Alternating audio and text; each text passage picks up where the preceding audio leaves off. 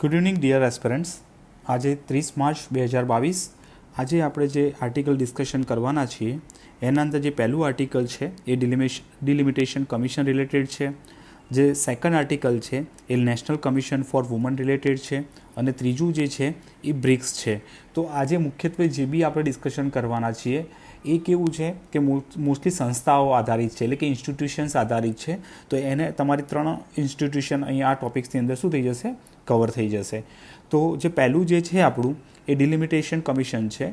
તો એ આપણા ટોપિક્સમાં શેમાં કવર થાય છે તો જોઈએ છે કે આપણું ભારતીય બંધારણ, એનું ઐતિહાસિક પૃષ્ઠભૂમિ, એનું ઇવોલ્યુશન કેવી રીતે થયું, એના વિવિધ ફીચર્સ શું છે, ઓકે, એમાં થયેલા અમેન્ડમેન્ટ્સ અને બેઝિક સ્ટ્રક્ચર રિલેટેડ આપણો જે ટોપિક છે એની અંદર ડિલિમિટેશન કમિશન આપણું આવે છે. હાલમાં શા માટે આજે ન્યૂઝમાં છે તો જાણીએ. હાલમાં શું થયું છે કે જમ્મુ કાશ્મીરની અંદર ડિલિમિટેશન જે કમિશન છે એ અત્યારે કામ કરી રહ્યું છે. તો એના વિરોધમાં ત્યાંના કોઈ રેસિડન્ટે શું કર્યું છે, સુપ્રીમ કોર્ટની અંદર અપીલ કરેલી છે. તો એના રિલેટેડ હાલમાં આ વસ્તુ ન્યૂઝમાં છે. પરંતુ આપણા માટે અહીંયા આ આર્ટિકલમાંથી જાણવા જેવું શું છે કે એક તો ડિલિમિટેશન કમિશન શું છે, ઓકે, એ પોતાની એક્સરસાઇઝ કેવી રીતે કરે છે, ઓકે, તો આપણે એ સમજીએ. તો આપણે જાણીએ છીએ કે ડિલિમિટેશન કમિશન શું કરે છે, 2 કામ કરતું હોય છે.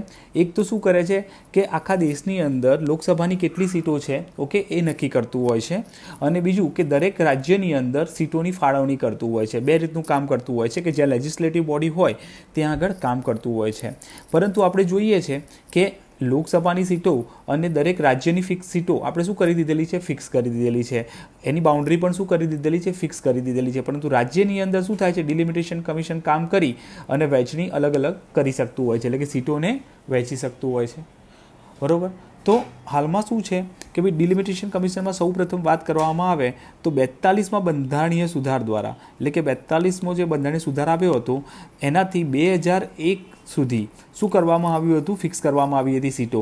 એટલે કે જે લોકસભાની સીટો છે ત્યાં સુધી શું કરવામાં આવી હતી, ફિક્સ કરવામાં આવી હતી. ફરીથી 2001ની અંદર 84મો કોન્સ્ટિટ્યુશનલ અમેન્ડમેન્ટ થયો અને આ જે સીટો છે એ સીટોને ક્યાં સુધી ફિક્સ કરવામાં આવી હતી, 2026 સુધી ફિક્સ કરવામાં આવી હતી. હવે 2026ની જે સીટો છે, 2026માં જો આવું કાનૂન આગળ નથી આવતું તો એના પછી આખી સીટો શું થશે, બદલાશે. પણ આપણે જોઈએ જ છે કે અત્યારે આપણે જે રીતે વાત ચાલી રહી છે, બરાબર, કે નવી સીટો ઉમેરાવાની છે, લોકસભા રાજ્યસભાની સીટો નવી એડ થશે, બરાબર. તો એ પ્રમાણે હવે આ કાનૂન આગળ કન્ટિન્યુ થશે નહીં. તો હવે આપણે સમજીએ કે આ પોતાની એક્સરસાઇઝ કેવી રીતે કરે છે.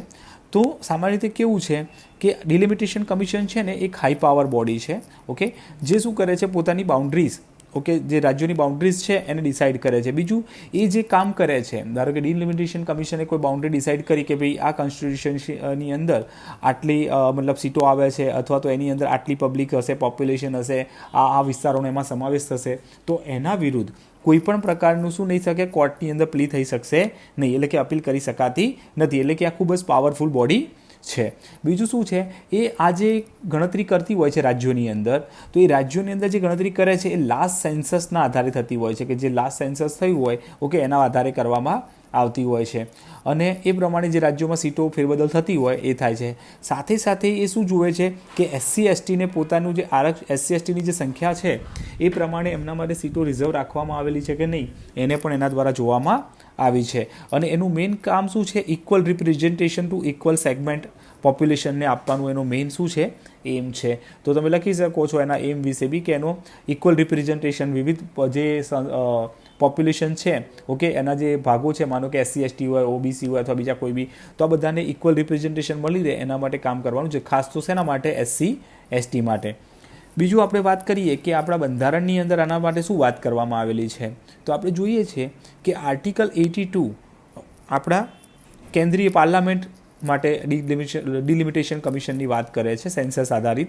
અને 170 શેના માટે વાત કરે છે, સ્ટેટ્સ માટે વાત કરે છે, બરોબર. તો આના આધારે યુનિયન ગવર્મેન્ટ શું કરી શકે છે, ડિલિમિટેશન કમિશન બનાવી શકે છે. આ પાવર કોને મળેલો છે, સ્ટેટ માટે કામ કરવા માટે કે રાજ્યો માટે કેન્દ્ર માટે કામ કરવા માટે પાવર તો કોને મળેલો છે, યુનિયન ગવર્મેન્ટને જ મળેલો છે અને આપણે જેમ વાત કરી એ શું છે કે ઇન્ડિપેન્ડન્ટ બોડી છે અને આર્ટિકલ 82 અંતર્ગત એને શું કરવામાં આવે છે, ફોર્મ કરવામાં આવે છે. ડિલિમિટેશન કમિશન ક્યારે બનતું હોય છે? એવરી સેન્સસ પછી બનતું હોય છે. પરંતુ અત્યાર સુધી 4 વાર ડિલિમિટેશન કમિશન બનાવવામાં આવ્યા છે. અત્યારે હાલમાં જે ડિલિમિટેશન કમિશન કામ કરી રહ્યું છે એ 2002નું ડિલિમિટેશન કમિશન કામ કરી રહ્યું છે. આમ સામાન્ય રીતે 1952, 1963, 1972 અને 2002 આ રીતે 4 વાર ડિલિમિટેશન કમિશન બન્યા છે. સામાન્ય રીતે જે ડિલિમિટેશન કમિશન હોય છે એની એપોઇન્ટમેન્ટ કોણ કરતું હોય છે? તો પ્રેસિડેન્ટ કરતા હોય છે. કોના સહયોગથી અને એને કામ કોના સહયોગ સાથે કરવાનું હોય છે? તો ઇલેક્શન કમિશન સાથે મળી અને આ કમિશને શું કરવાનું હોય છે? કાર્ય કરવાનું હોય છે. શા માટે આની જરૂરિયાત હોય છે? બરાબર, તો આપણે જોઈએ છે કે ભાઈ દરેક રાજ્યોમાં અનઇવન પોપ્યુલેશન ગ્રોથ હોય છે, તો જેટલી વસ્તી વધે છે એની પણ રિપ્રેઝન્ટેશન મળવી જરૂરી છે. તો એના માટે એનું કામ હોય છે સીટોની વહેંચણી કરવી. બીજું શું થતું હોય છે? એક રાજ્યમાંથી બીજા રાજ્યમાં માઇગ્રેશન બી થતું હોય છે. 10 વર્ષના સમયગાળાની વાત હોય તો 10 વર્ષના સમયગાળામાં ઘણું માઇગ્રેશન જોવા મળતું હોય છે. બરાબર, વિવાહના કારણે માઇગ્રેશન થતા હોય અથવા બીજા કોઈ જોબ અથવા બીજા કોઈ રિલેશનથી માઇગ્રેશન થતા હોય છે. તો એના કારણે પણ શું હોય છે કે ભાઈ જરૂરિયાત રહેતી હોય છે ડિલિમિટેશન કમિશનની. પરંતુ આપણે જોઈએ કે એના સાથે શું ઇસ્યુ રહેલા છે. ઓકે, તો અહીંયા ઇસ્યુ મોટો એ છે કે ભાઈ જે રાજ્યો, માનો કે આપણે વાત કરીએ ભારતની, તો જે રાજ્યો શું કરે, પોતાની પોપ્યુલેશન કંટ્રોલ રાખવાનો પ્રયત્ન કરે. હવે ડિલિમિટેશન કમિશન આવે તો શું થાય? એની સંખ્યા ઘટી હોય લોકોની, તો એના કારણે હવે સીટો શું કરી દેશે? ઘટાડશે ત્યાં આગળ. ઓકે, અને જ્યાં જે રાજ્યોની અંદર પોપ્યુલેશન ગ્રોથ વધ્યો હોય ત્યાં શું થશે? સીટોનો વધારો થશે. હવે આ એક મોટો ઇસ્યુ એવું થઈ જશે કે જે લોકો સારું કામ કરી રહ્યા છે પોપ્યુલેશન ઘટાડી અને ઓકે, તો એમને શું મળશે? અહીંયા સજા મળશે. અને જે લોકો મતલબ પોપ્યુલેશન વધારી રહ્યા છે એ લોકોને અહીંયા ફાયદો થશે. તો એક એનો સૌથી મોટો ઇસ્યુ છે. અને એના કારણે જ આપણે જોયું કે 42માં બંધારણીય સુધાર, 84માં બંધારણીય સુધારથી આને શું કરવામાં આવેલું છે? લોક કરવામાં આવેલું છે. ઓકે, તો આ વાત અહીંયા કરવામાં આવેલી છે. તો આ બોડીની આપણે અહીંયા આગળ વાત કરી છે. હવે આપણે આગળ જે વાત કરીએ બીજી બોડી જે છે આપણી એ નેશનલ કમિશન ફોર વુમન છે. આજે જનરલાઇઝ હિન્દુની અંદર એવા કોઈ મતલબ એનાલિટિકલ આર્ટિકલ્સ આવ્યા નથી, તો આપણે એના અંદર જે બેઝિક્સ આપેલા છે, ઘણા બધા ટોપિક્સની ચર્ચા થયેલી છે, એમાંથી આપણે 3 ટોપિક ઉઠાવ્યા છે અને જેની આપણે ચર્ચા કરી રહ્યા છીએ, જેથી તમારું એના રિલેટેડ સ્ટેટિક પણ શું થઈ જાય? અહીંયા કવર થઈ જાય. ઓકે, તો અહીંયાથી આ જે બોડી છે એ સ્ટેટ્યુટરી બોડી અંતર્ગત આપણે એક ટોપિક છે એના અંદર કવર થાય છે નેશનલ કમિશન ફોર વુમન.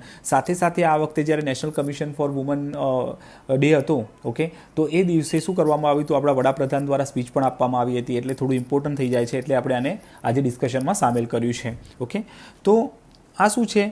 હાલમાં કન્ટેક્સ એટલે કે હાલમાં ન્યૂઝમાં શા માટે છે? તો હાલમાં Delhi state legislative legal service authority છે ડેલ્સા, ઓકે, એને દ્વારા શું કરવામાં આવ્યું છે? નેશનલ કમિશન ફોર વુમનને સાથે લઈ અને એક લીગલ એડ ક્લિનિક બનાવવામાં આવી છે દિલ્હીના અંદર, કે જે સિંગલ વિન્ડો ફેસિલિટી પ્રોવાઈડ કરશે. ઓકે, કે જે મહિલાઓની કોઈ પણ ફરિયાદો હશે, ઓકે, લીગલ આસિસ્ટન્સ માટેની એના રિલેટેડ, તો નાલસાનું તમને ખબર છે જે રીતે આપણું કેન્દ્ર માટે શું હોય છે? નાલસા હોય છે. ઓકે, એવી રીતે દરેક રાજ્ય માટે શું હોય છે? સાલસા હોય છે, સ્ટેટ. બરોબર, તો એ જ રીતે અહીંયા Delhi state legal service authority પણ આવેલી છે. બીજું શું છે? હાલમાં જે નેશનલ કમિશન ફોર વુમન છે આવું પ્લાન કરી રહ્યું છે કે આ જે દિલ્હી સ્ટેટ લીગલ સર્વિસ ઓથોરિટીએ જે પ્રમાણે લીગલ એન્ડ ક્લિનિકલ એડ બનાવ્યું છે એ જ વસ્તુ અહીંયા આખા દેશમાં પણ સ્થાપિત કરવામાં આવે, બીજા રાજ્યોની અંદર. એ વાત છે. હવે આપણે NCW વિશે ચર્ચા કરી લઈએ. તો આ જે NCW છે એ 1992ના નેશનલ કમિશન એક્ટ અંતર્ગત બનાવવામાં આવ્યું હતું. બરાબર, એનો એક્ટ ક્યારે આવ્યો હતો? 1992ની અંદર. સંસ્થા બની હતી 1990માં અને એના રિલેટેડ જે એક્ટ આવ્યો હતો એ 92ની અંદર આવ્યો હતો. બીજું શું છે? એ જે મહિલાઓને અધિકારો મળેલા છે એને સેફગાર્ડ કરવા માટે બનાવવામાં આવેલું છે. બીજું, એ સિવિલ કોર્ટના બધા જ પાવર એન્જોય કરે છે. જેવી રીતે કોઈ સિવિલ કોર્ટને જે પાવર મળેલા હોય અને નેચરલ જસ્ટિસના રૂલ પ્રમાણે કામ કરતું હોય એવી રીતે આ પણ કામ કરે છે. ઓકે, તો એ વસ્તુ આપણે જોઈ શકીએ છીએ. બીજું શું છે? એ પોતાનો રિપોર્ટ દર વખતે શું કરે છે? સેન્ટ્રલ ગવર્મેન્ટને આપતું હોય છે, એટલે કે રાષ્ટ્રપતિને સોંપતું હોય છે અને રાષ્ટ્રપતિ એને શું કરતા હોય છે? સંસદની અંદર રજૂ કરતા હોય છે. બીજું શું થાય છે? સુઓ મોટો નોટિસ ઉપર કામ કરી શકે છે. મહિલાઓના ઇસ્યુ હોય તો એના રિલેટેડ એ કમ્પ્લાયન્સ હોય તો એના રિલેટેડ સુઓ મોટો કામ કરી શકતું હોય છે. પરંતુ અહીંયા એનું ક્રિટિસિઝમ બી જોવા મળે છે કે એને ટૂથલેસ એન્ટિટી કહેવામાં આવે છે. બરાબર, કારણ કે શું છે? જે NCW છે એ જે બી ભલામણો આપે છે એ ખાલી શું હોય છે? રિકમાન્ડરી હોય છે, એટલે કે ભલામણો ફરજિયાત માનવી ફરજિયાત નથી. બીજું એને કોન્સ્ટિટ્યુશનલ જે સ્ટેટસ નથી. આને શું છે આપણે જોઈએ છે કે વૈધાનિક સ્ટેટસ આપવામાં આવ્યું છે, ઓકે, પરંતુ બંધારણમાં સમાવેશ કરવામાં આવ્યો નથી. બીજું એ લોકોને લીગલ પાવર નથી આપવામાં આવ્યો કે પોલીસ ઓફિસર અથવા વિટનેસને સમન્સ કરી શકે, ઓકે. જેવી રીતે એનસીબીસીને બધાને એનસીએસટી એનસીબીસીને બધાને સમન્સ આપવાની અધિકાર છે, એ અધિકાર અહીંયા નેશનલ કમિશન ફોર વુમનને મળેલો નથી. તો આ બધા એના પ્રોબ્લેમ્સ પણ રહેલા છે. બીજું ફાઇનાન્શિયલ અસિસ્ટન્સ, એટલે કે કમિશનને એટલા પ્રમાણમાં જોઈએ એ પ્રમાણે ફાઇનાન્શિયલ અસિસ્ટન્સ આપવામાં આવતું નથી. બીજું એને પોતાના મેમ્બર, એટલે કે ધારો કે જે બોડી છે એને પોતાના મેમ્બર પસંદ કરવાના હોય, ધારો કે એમાં 5 મેમ્બર હોય છે, ઓકે, તો એ 5 મેમ્બર પસંદ કરવાનો અધિકાર પણ એ લોકો પાસે નથી. કોણ? યુનિયન ગવર્મેન્ટ દ્વારા ડિસાઇડ કરવામાં આવતા હોય છે. તો આ રીતે તમે નેશનલ કમિશન ફોર વુમન માટે જઈ શકો છો. બીજું એક વુમન્સ માટે જે બી સારા મોટા કામ કરે છે, આ એક્ઝામમાં ક્વેશ્ચન પૂછાય છે national commission for women related, તો તમે એના વુમન રિલેટેડ 2-4 સ્કીમો અથવા તો એવું કંઈ અહીંયા નાખી શકો છો. ત્રીજી જે વાત છે એ આપણી ઇન્ટરનેશનલ સંસ્થાની વાત છે, બ્રિક્સની, ઓકે. તો ઇમ્પોર્ટન્ટ ઇન્ટરનેશનલ ઇન્સ્ટિટ્યુશન કરીને આપણો જે ટોપિક છે અહીંયા કવર થાય છે. બ્રિક્સ શું છે? મુખ્યત્વે બ્રાઝિલ, રશિયા, ઇન્ડિયા, ચાઇના અને સાઉથ આફ્રિકા જેવા મોટા દેશો દ્વારા મળીને બનાવેલું એક શું છે? ફોરમ છે, ઓકે. અને બીજી વાત કરવામાં હાલમાં ન્યૂઝમાં એટલા માટે છે કે હાલમાં બ્રિક્સની મીડિયા ફોરમની મિટિંગ થઈ હતી. તો અહીંયા આપણે બ્રિક્સ મીડિયા ફોરમ શું છે એ જોઈએ. તો આ જે છે 2015માં બનાવવામાં આવ્યું હતું. આ બોડી આપણા માટે એટલી ઇમ્પોર્ટન્ટ નથી, પરંતુ આપણા માટે જે ઇમ્પોર્ટન્ટ છે શું છે? બ્રિક્સ છે. તો આપણે બ્રિક્સની વાત કરીએ. ન્યૂઝમાં એના કારણે છે, પરંતુ આપણા માટે અહીંયા બ્રિક્સ ઇમ્પોર્ટન્ટ છે. તો બ્રિક્સનું સ્ટેટિક જોઈ લઈએ તો 5 મેજર ઇમર્જિંગ કન્ટ્રીઝ ઇકોનોમી જે છે, બ્રાઝિલ, રશિયા, ઇન્ડિયા, ચાઇના અને સાઉથ આફ્રિકા, આ તો કોઈ મળી અને બ્રિક્સ બનાવ્યું છે. સાથે સાથે વિશ્વની 42%થી વધુ પોપ્યુલેશન ધરાવે છે અને વિશ્વની 23% જીડીપી કોણ ધરાવે છે? બ્રિક્સ ધરાવે છે. અને 30% ટેરેટરી, ઓકે, અને વિશ્વનો 18% ટ્રેડ પણ આની સાથે સંકળાયેલો છે બ્રિક્સ 5 કન્ટ્રીની અંદર. કારણ કે એમાં 2 કન્ટ્રી સૌથી મોટી છે, ચાઇના અને ઇન્ડિયા. તો ચાઇના અને ઇન્ડિયા ટ્રેડમાં બી સૌથી આગળ છે, એના કારણે આ બંને છે. અને વિસ્તારની દ્રષ્ટિએ રશિયા, ચાઇના સૌથી વધારે છે, તો એના કારણે પણ અહીંયા વિસ્તાર બી અહીંયા સૌથી વધારે રોકે છે. પોપ્યુલેશનમાં ચાઇના, ઇન્ડિયા હોવાના કારણે 42%થી વધારે પોપ્યુલેશન જોવા મળે છે. બીજું શું છે આપણે યાદ રાખવું જરૂરી નથી કે બ્રિકનું નામ કોના દ્વારા કોઈન કરવામાં આવ્યું હતું. બાકી જીમ ઓ નીલ દ્વારા 2001માં એને કોઈન કરવામાં આવ્યું હતું. 2006થી બ્રિક્સ બન્યું હતું. 2009થી એની કન્ટિન્યુઅસલી શું થાય છે? એન્યુઅલ મિટિંગ થાય છે, ઓકે. 2011ની અંદર સાઉથ આફ્રિકા છેલ્લે જોઈન થયું હતું. પહેલાં 4 જ કન્ટ્રી હતા, બ્રિક હતું, એસ પાછળથી જોઈન થયું છે એટલે બ્રિક્સ બન્યું છે. એનું સિગ્નિફિકેશન આપણા માટે મીન્સ રિલેટેડ શું જરૂરી છે કે ભાઈ આ વસ્તુનું સિગ્નિફિકેશન શું છે, આનું મહત્ત્વ શું છે. તો એના સિગ્નિફિકન્સની વાત કરીએ તો વિશ્વની બિગ 5 નેશન્સ, એટલે મોટા જે 5 મોટા નેશન્સ છે જે ઇમર્જિંગ ઇકોનોમી છે એ આના પાર્ટ છે, ઓકે. અને એ 2 નોર્થ અને સાઉથના છે, મતલબ નોર્થ ગ્લોબ, ઓકે. ચાઇનાને એ બધા નોર્થ ગ્લોબમાં આવેલા છે, બ્રાઝિલને બધા સાઉથ ગ્લોબમાં આવેલા છે. તો આ કનેક્શન બનાવે છે નોર્થ અને સાઉથ વચ્ચે. બીજું કોમન ગ્લોબલ પ્રોસ્પેક્ટિવ, ઓકે, કે આના જે બ્રિક્સ જે છે એ મલ્ટીલેટરલ સિસ્ટમ ઇન્સ્ટિટ્યુશન સ્થાપવા માટે પ્રયત્ન કરી રહ્યું છે કે ભાઈ જેમ કે એશિયા પેસિફિક વિસ્તાર માટે જ નહીં, પરંતુ આખા વર્લ્ડના અલગ અલગ વિસ્તારના 5 કન્ટ્રીઓ છે આની અંદર. તો એકબીજા સાથે શું બનાવી રહ્યા છે? કનેક્ટ બનાવી રહ્યા છે. બીજું એક કોર્પોરેશન માટે કામ કરી રહ્યા છે. એના માટે એ લોકોએ ન્યૂ ડેવલપમેન્ટ બેંક બનાવી છે, ઓકે. તો બ્રિક્સ દ્વારા શું બનાવવામાં આવેલું છે? ન્યૂ ડેવલપમેન્ટ બેંકની રચના કરવામાં આવી છે. જે કે ફાઇનાન્શિયલ ક્રાઇસિસ થાય, જેમ કે આપણે જાણીએ છીએ 1991ની અંદર આપણને જે બીઓપી ક્રાઇસિસ આવ્યા હતા ત્યારે આઈએમએફ દ્વારા મદદ આપણે લીધી હતી. હવે એવી મદદ આઈએમએફની સાથે સાથે આપણને નેશનલ ડેવલપમેન્ટ બેંક દ્વારા પણ મળી રહે આ 5 કન્ટ્રીઝને આવા કોઈ પ્રોબ્લેમની અંદર. તો એના માટે એમને ન્યૂ ડેવલપમેન્ટ બેંકની સ્થાપના કરી છે અને દરેકની જે હિસ્સેદારી છે આ બેંકની અંદર કેટલી છે? 20% આવેલી છે.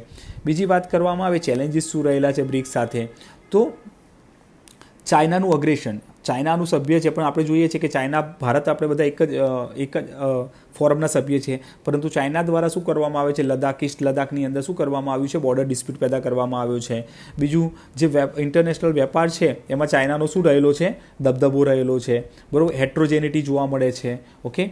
બીજી વાત કરવામાં આવે તો અહીંયા જે છે ગ્લોબલ સ્લોડાઉન હાલમાં જોવા મળ્યું છે કોવિડના કારણે, ઓકે. વૈશ્વિક વેપારમાં જે ટ્રેડ વોર ને બધું જોવા મળ્યું.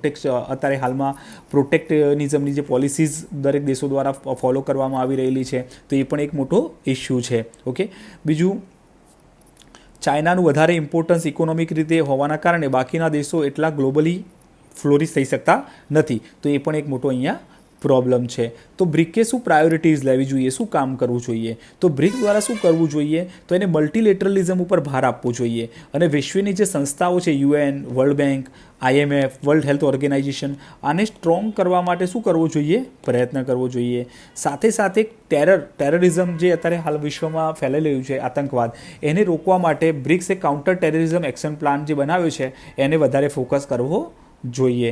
સાથે સાથે શું કરવું જોઈએ? જે SDG પ્રાપ્ત કરવા માટે ટેકનોલોજીકલ અને ડિજિટલ સોલ્યુશન્સ બી આ કન્ટ્રીઓ લાગુ કરી શકે છે. સાથે સાથે આ દેશોના વચ્ચેના પીપલ ટુ પીપલ કોઓપરેશનમાં પણ વધારો કરી શકાય છે. તો આપણે એવું કહી શકીએ કન્ક્લુઝનની અંદર કે બ્રિક્સે શું કરવું જોઈએ? પોતાના ઇન્ટરનલ અને એક્સટર્નલ ઇશ્યુઝને બાજુમાં રાખી, જે ઇન્ડિયા ચાઇના વચ્ચે છે, ઓકે, અને લોકોએ મ્યુચ્યુઅલ કોમ્યુનિકેશન સાથે આગળ વધી, ઓકે, અને શું કરવું જોઈએ? આગળ વધવું જોઈએ અને આ વિસ્તારને વધારે ફ્લોરિશ કરવા માટે પ્રયત્ન કરવો જોઈએ. તો આ રીતે તમે આ ટોપિકને પણ આન્સર કરી શકો છો. ઓકે, તો આજે આપણે ડિસ્કશનમાં 3 ટોપિક રાખીએ છીએ. ઓકે, નેક્સ્ટ આપણે આવતીકાલે જે બી સારા ઇશ્યુઝ હશે એના ઉપર ડિસ્કશન કરીશું. હમણાંથી લાસ્ટ વીકથી જોવામાં આવે છે કે અહીંયા એટલા હિન્દુની અંદર એટલા સારા આર્ટિકલ્સ આવી નથી રહ્યા કે જે એક્ઝામ રિલેટેડ હોય, તો આપણે એમાંથી જ કેટલાક જે ટોપિક્સ છે એને ઉઠાવી અને આર્ટિકલની જગ્યાએ આપણી રીતે જ એને ડિસ્કશન અહીંયા કરી રહ્યા છીએ. હવે જેવો સારો આર્ટિકલ કોઈ આવશે એક્ઝામ લક્ષી કાલે, તો આપણે એને પહેલાં ડિસ્કશન કરવાનો પ્રયત્ન કરીશું. Thank you so much.